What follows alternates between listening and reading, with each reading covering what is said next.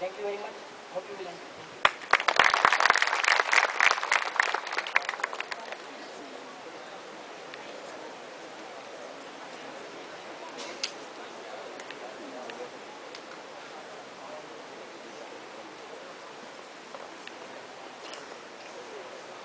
मेरे आजाद भारत के मित्रों, मैं चंद्रशेखर सीताराम तिवारी, जन्म सन 1906, 23 जुलाई, गांव भौरा, मध्य प्रदेश। मेरी मां का सपना था कि मैं बड़ा होकर संस्कृत का विद्वान बनूं और मेरे पिताजी भी यही चाहते थे। इसीलिए वो मुझे काशी महाविद्यालय भेजना चाहते थे ताकि मैं संस्कृत में और आगे अभ्यास कर सकूं। लेकिन मैं तो गांधी जी और उनके सहयोगियों से प्रेरणा लेकर यही सपना देखता था कि एक दिन मैं भी अपने देश को आजाद करवाऊंगा। इसीलिए जब मैं 15 साल का हुआ तब महात्मा गांधी के सन 1921 के नॉन कोऑपरेशन आंदोलन में स्वयं सेवक के तौर पर शामिल हो गया।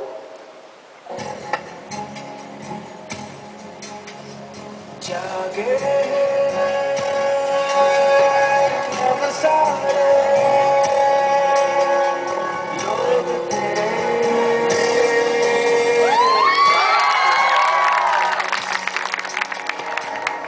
चेहरों से अब ये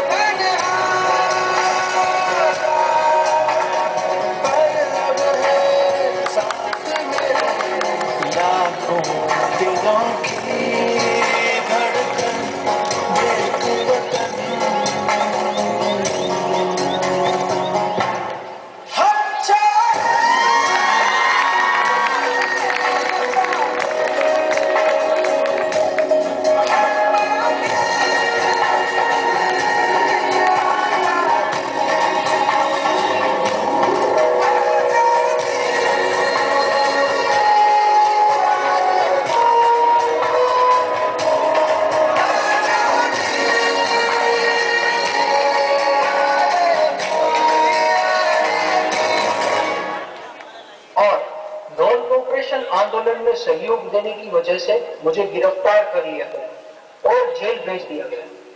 जेल में मुझे बहुत मारा गया। मुझसे बात उगलवाने की कोशिश भी की गई कि हमारी भविष्य की योजनाएं क्या है और हम भविष्य में क्या क्रांतिकारी काम करने वाले हैं। लेकिन मैं टस से मस नहीं हुआ।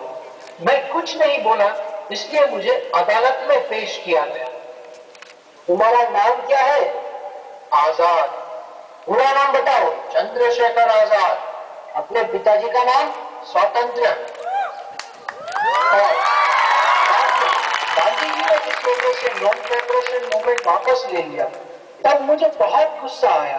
तब मैंने मन ही मन ठान ली कि अब मुझे किसी भी कीमत पर पूर्ण स्वराज चाहिए। पूर्ण स्वराज।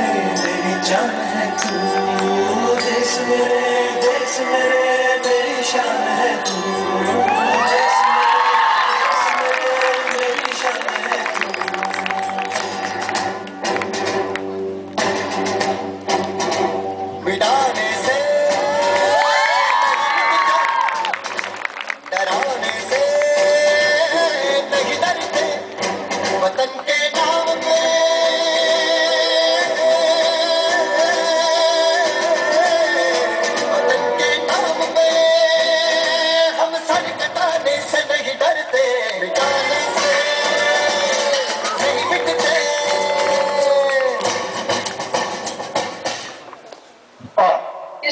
स्वराज की चाह में मैंने श्री राम प्रसाद बिस्मिल जी के साथ मिलकर उनकी हिंदुस्तान रिपब्लिकन पार्टी में शामिल हो गया। यहाँ मैंने भगत सिंह, सुखदेव और राजगुरु जैसे कई नामी और पहुंचे हुए क्रांतिकारियों के साथ मिलकर बहुत सारे क्रांतिकारी काम किए। इसी बीच हमें कई बार गिरफ्तार किया गया और जेल भी भेजा गया। हम पर ऐसा दबाव भी डाला गया कि हम सरेंडर कर दें, पर हम तो दिमाग में ये बात ठान कर बैठे थे कि हम सर कटा देंगे लेकिन कभी भी सर झुकाएंगे नहीं।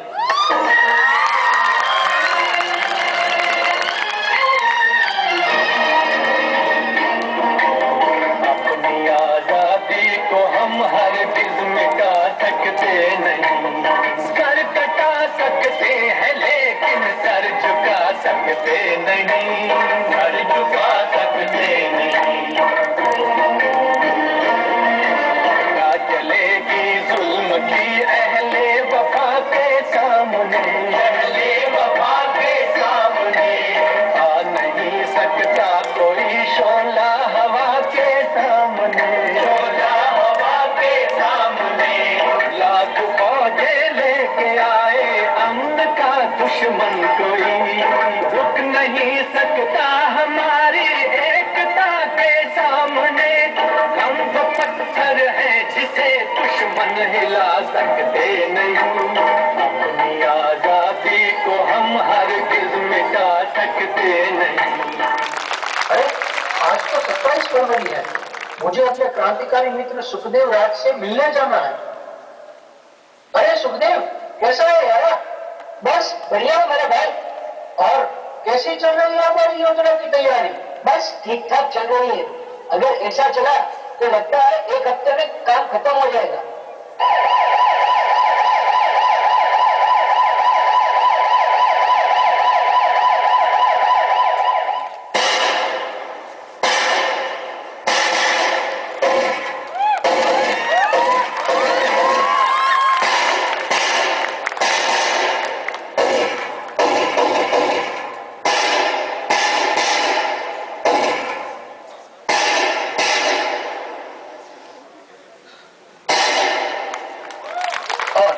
इसी गोलीबारी के बीच जब आजाद को लगा कि वे अंग्रेज पुलिस के द्वारा गिरफ्तार हो जाएंगे और उनको फांसी दे दी जाएगी, तब उन्होंने अपनी बंदूक की आखिरी बची हुई गोली खुद को मार दी और शहीद हो गए, क्योंकि उन्होंने ये प्रतिज्ञा ली थी कि वे कभी भी जीते जी अंग्रेज के हाथों नहीं आएंगे।